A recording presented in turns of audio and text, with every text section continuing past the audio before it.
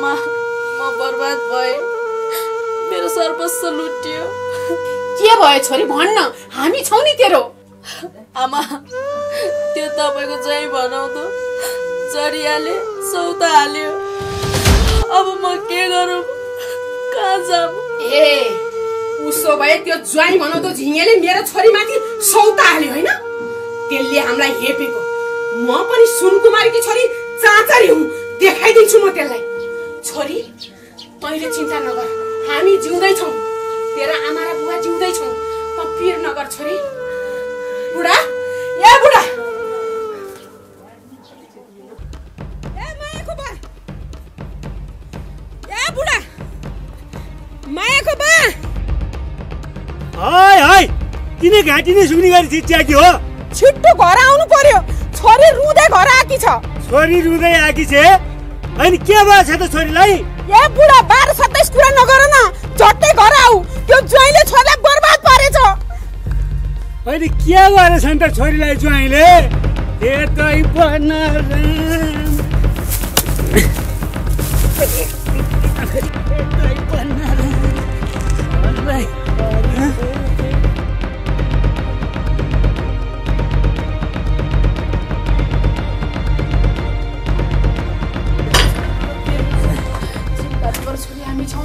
के भयो छोरी तिमीलाई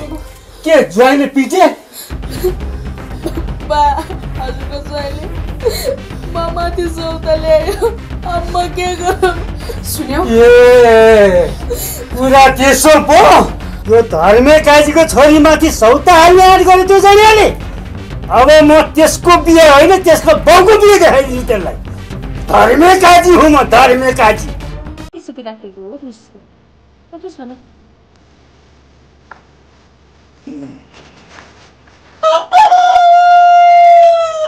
हजुर सुन्नु न अब तपाईँले म यहाँबाट भागौँ तपाईँको जेठो उठेको सासू ससुरा आएर हाम्रो यसको जिम्मेवारी लिएर म के गर्ने अहिले निम पानी प्रवास चिन्ता नगर सानो म छु तिमी र म त बाँचे पनि सँगै मरे पनि सँगै तिमी त मेरो जिन्दगी हो सानो मेरो मुटु हौ मेरो प्राण हौ तिम्रो जेठी बुढीले माइती उठाएर ल्याउने टाइम भइसक्यो के गर्ने के अब जे गर्न परे पनि म गरिहाल्छु नि सानो तिमी ढुक्क हौ अनि हजुरको जेठीपट्टिको सासू ससुरालाई के भनेर पठाउनुहुन्छ त के भन्नु नि तिम्रो छोरीले मलाई हेपी मलाई हेला गरी मैले भनेको मानिन मेरो इज्जत गरिन त्यही भनेर पठाइदिन्छु नि अनि आमा चाहिँ खोइ त तेरो खै फर्केर घरतिर जानु भएको ल हेर फेरि अब यस्तो बेलामा पनि उसले त्यो लुगा फेर्ने यहाँ आउला त्यो अब जा बोलाएर लिएर जा हराउँछ फेरि उतै हराउँछ त्यो मान्छेलाई कस्तो टेन्सन भएको छ नक्कल र झक्कल लुगा फेरेर के उ गर्नुपर्ने उसलाई फेरि अब कहाँ जानु भएको उहाँ बुहारी साह्रो उदम छ यस्तो बेलामा ड्रेस चेन्ज गर्नुपर्ने हजुरलाई अब ज्वाइँ चेला घरमा जाँदाखेरि घर बस्ने लुगाले जानुहुन्छ त हतार हतारले एउटा ब्लाउज फेरेको बाउ कहाँ गयो नि छिटो ए छिटो आऊ न छिटो आऊ हे तेरिका जहिले पनि नक्कल र झक्कल पार्नुपर्ने यस्तो मान्छेलाई उहाँ झगडा गर्नु जुन्नु जानु परेछ नक्कल र झक्कल ए बुढा नकर त ज्वाइँ चेला घरमा जाँदा घर बस्ने तिमी जस्तै थाङ्ने भएर हिँड्छन् डराउँदिन सानो माछा खाना पनि रहर गर्ने माछाको काँडा अड्किन्छ भनेर नि डराउने कि त माछा चपाएर निलिन्छ कि त माछा अड्किन्छ कि त काँडाले घोज्छ तिमीलाई 12 वर्षे जलिया जोइ मेरो तामाको मुला जस्ती छोरीलाई सौता हाल्यो होइन आखिर के गरी मेरो छोरीले त्यस्तो गल्ती केही गल्ती नै नगरिकन सौता हाल्न पाइन्छ के यो धर्मे काजीलाई जिस्क्याएको तिमीले ए नखर माउली यो संसारमा तैँले कोही केटा भेटिनस् यही जडे लपङ्गासित कोही लाउनु पर्ने तँलाई अर्काको लौनी खोज्न तँलाई लाज लाग्दैन तँलाई नखर छोरी त्यो र यो अल्फा छ नि रातो रातो यो ओखल्न सकिनु भने म पनि चाहन्छु नि तँलाई मैले जाने खबरदार त्यहाँ मेरो छोरीले कसैले हात लाउने होइन घाम सबै घाम तँलाई लफङ्गा तँलाई चोर तँलाई डाका तँलाई फटा मेरो बालक छोरीलाई फकाइ फुलै पारेर नयाँ जालमा पारिहालिस् होइन मलाई त म ससुरबा उनको र मेरो लभ परेको थियो क्या त्यही भएर बिहा गरेको पर्छ लभ घरमै राम्रो श्रीमती हुँदा हुँदै बाहिर केटीसँग लभ पार्दै हिँड्ने तँलाई बदमास अनि त पैसाले उथल पुथल भयो कि खुर्क गरे ला अब हिँड्छ घर सबै घाममा पढाइको घरमा आएर पढाइसँग चाहिँ नि रात बिताइसकेका छोरीलाई खुरुक्क घर हिँड्ने तँलाई चाहिँ म घरबाट निकालिदिन्छु मेरो इज्जत छैन यहाँ गाउँमा मेरो छोरीलाई दुःख दिने होइन मेरो छोरीले दुःख पायो भने राम्रो हुने छैन मेरो छोरीलाई कान्छीलाई कहाँ गऱ्यो भने तिमी ज्वाइँलाई मैले पनि ठिक गर्छु कि मेरो छोरीलाई चाहिँ दुःख देऊ दुःख रे यस्ता अर्काको पै खोसेर आउनलाई नि बुझेर पै गरेर लात हालेर घर निकाल्यो भने सारे के भन्नु ए लडेर मरम न त के गर्यो हेर त्यो टाना दिन भने ल छोड यसलाई म छोड्दिनु यसलाई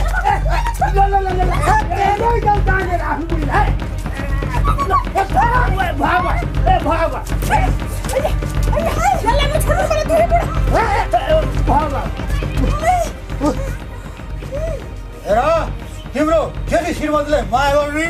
मेरो छोरीले चाहिँ हेरा गर्यो भने तिम्रो त्यो दुईटा आँखा फुत्त निकालेर गुचाएको म हेर जोडिया जोइ कान्छीलाई चाहिँ काखा मेरी चाहिँ छोरीलाई पाखा गऱ्यौ भनेदेखि त तिम्रो 32 दाँत फुकाएर कौला खेल्दिनु म बुझेछ तिम्रो त्यो टाउको आउनु हेर्नु म तिम्रो नली हाल फुकाएर मुरली बनाउँछु म मेरो बुढालाई के अब बेहोस भयो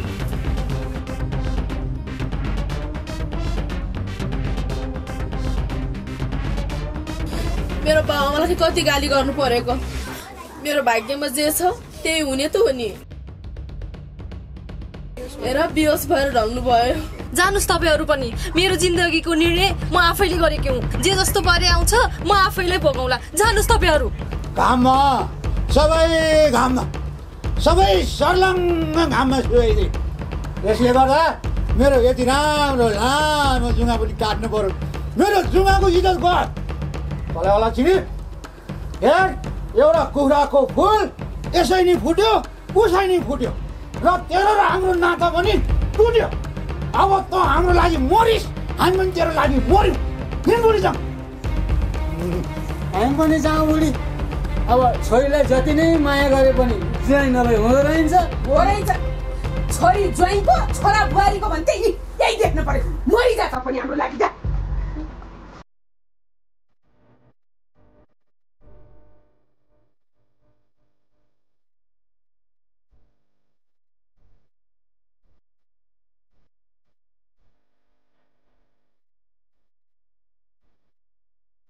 हिजो सूर्य दाइको घरमा त जात्रा भएछ नि जात्रा मात्र होइन बब्बाल रमाइलो भएछ नि पुलिस पनि ल्याएछन् कि क्या हो पुलिस चाहिँ ल्याएन छन् तर दुई पक्षको सासु ससुरा चाहिँ आएछन् तर सासु एकातिर झगडा गरेछन् अनि ससुरा एकतिर झगडा गरेछन् अनि सूर्य दाइ चाहिँ बेहोस भएछन् अनि ती दुईटी जेठी कान्छी नि सूर्य दाइ नै बेहोस भएर ढलेपछि जेठी कान्छीले नै उसैलाई माया गर्न थालेछन् बाउ आमा चाहिँ घर फर्केछन् अनि अहिले कस्तो छ अरे सूर्य दाइ एकदम राम्रो छ अरे दुईवटा श्रीमतीको माया पाएपछि अरू के चाहियो र सूर्य दाइलाई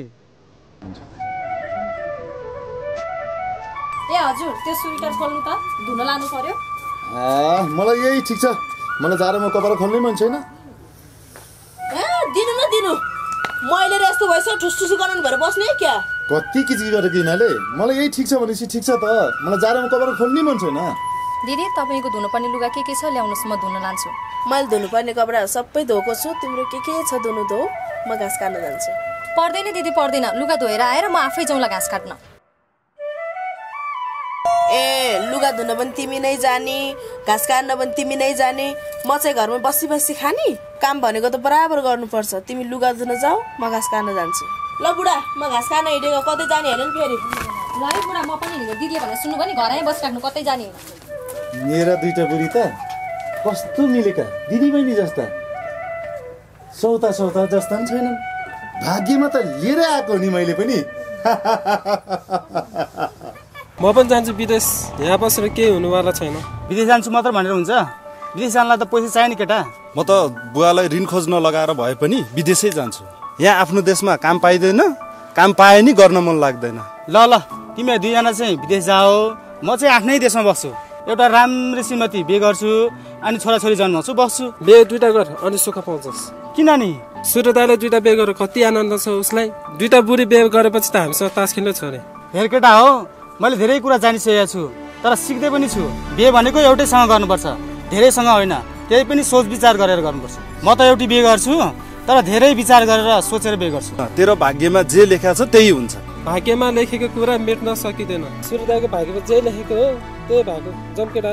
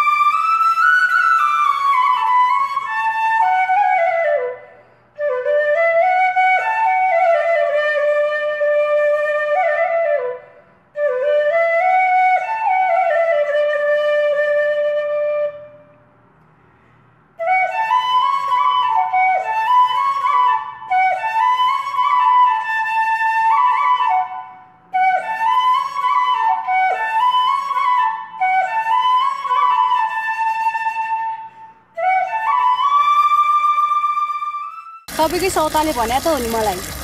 मलाई त आनन्द छ। घरको काम गर्नलाई त नोकरी राखेको छ भन्दै थियो। मेरो सौता बनेर आएको थियो, मैले त नोकरी बनाएर राखेको छु भन्दै पनि थिएँ। ए त्यसले मलाई नोकर्नी भने त्यसको नोकर्नी रे म? त्यति मात्रै हो र भाउजू, तपाईँ त माइतमा नबिकन बसेको हो अरे। तपाईँको बानी राम्रो नभएर तपाईँको बिहे नै नभएको हो अरे। त्यही भएर तपाईँ उसको बुढोसँग पहिल्यै आएको अरे। ए कुरो त्यसो पो? आफूले भनी चाहिँ आफ्नै एउटै कोखको दिदी जस्तो गर्ने, त्यो चाहिँ मेरो कुरा गाउँभरि काट्दा हिँड्ने, त्यसलाई मैले जानेको छु। विचार गर्नुहोस् है भाउजू, पछि तपाईँ फेरि घरको न ढाको हुनु होला नि। सौतामुनि आयो भन्दैमा सबै कुरो सहेर बस्नु हुँदैन है भाउजू, पछि झन् हेर्छु। हेपेर हेपिनी खालको छोरी हो र म? आइ लाग्नेलाई जाइ लाग्न मैले पनि जानेको छु। मैले त तपाईँकै लागि भने त हो नि भाउजू, पछि मलाई गाल पार्ने काम चाहिँ नगर्नु नि।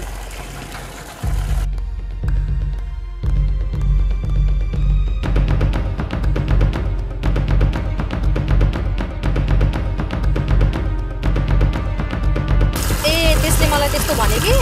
मैले पनि त्यसलाई कहाँ छोड्छु र। पाउनु मात्र होइन प्राप्ति, गुमाउनु नि प्राप्ति नै हो। पाउनु मात्र होइन प्राप्ति, गुमाउनु नि प्राप्ति नै हो। कसैले पाउँछन्,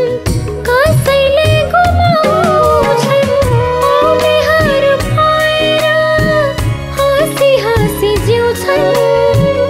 आउनेहरू पाएर हाँसी हाँसी जिउँछन्। गुमाउनेहरू गुमाएर